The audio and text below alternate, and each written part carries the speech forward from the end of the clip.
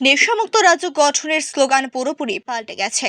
এই সময়ের মধ্যে গোটা রাজ্যের শহর থেকে গ্রাম, পাহাড় থেকে সমতল, প্রায় সর্বত্রই নেশার সাগর তৈরি হচ্ছে। আর এই সাগরে ডুবতে ডুবতে বর্তমান এবং ভবিষ্যৎ প্রজন্ম রীতিমতো ধ্বংসের কিনারায়। তবে এর পরেও রাজ্যের বর্তমান সরকার বারবার সুশাসনের ঢেকুর তুলছে। এবার তেলিয়ামুড়া থানার অন্তর্গত মহারানীপুর এলাকা থেকে সুমন দেবনাথ নামে এক যুবককে বিপুল পরিমাণ অবৈধ নেশা সামগ্রী সহ আটক করল পুলিশ। বাজেয়াপ্ত করা হয়েছে নেশা পাচারের সাথে জড়িত স্কুটিও। গোটা ঘটনার তদন্ত সাপেক্ষে প্রয়োজনীয় ব্যবস্থা গ্রহণ করা হচ্ছে দাবি পুলিশের। এখন উল্লেখ করা প্রয়োজন, বিপুল পরিমাণে অবৈধ ড্রাগস বা নেশা সামগ্রী সহ সুমন দেবনাথ নামে এক যুবককে আটক করতে সক্ষম হয়েছে তেলিয়ামুড়া থানার পুলিশ। সেই সাথে সাথে ধৃত সুমনের সাথে থাকা নম্বরবিহীন স্কুটি পুলিশ বাজেয়াপ্ত করেছে।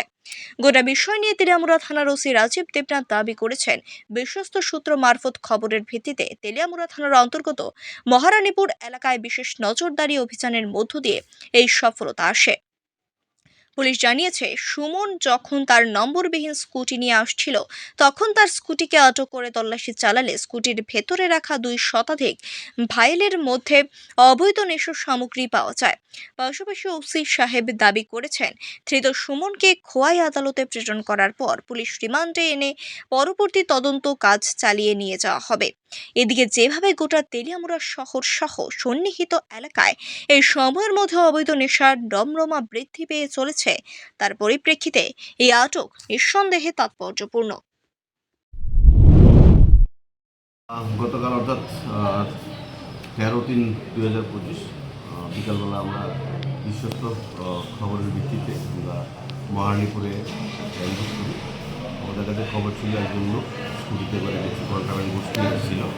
তো যথারীতি আমরা ওইখানে অ্যাম্বুশ করে একটা নাম্বারলেস স্কুটি আমরা আটক করি। স্কুটিটিকে তল্লাশি করে আমরা তার মধ্যে প্রায় 222টি প্লাস্টিক ভাইল পেয়েছি, যার মধ্যে কন্ট্রাব্যান্ড গোষ্ঠী। যথারীতি আমরা একটা এনডিপিএসে মামলা নিয়েছি এবং সুমন দেবনাথ নামে একজন লোককেও আমরা অ্যারেস্ট করেছি। আজকে তাকে আমরা খোয়াই আদালতে সোপর্দ করি।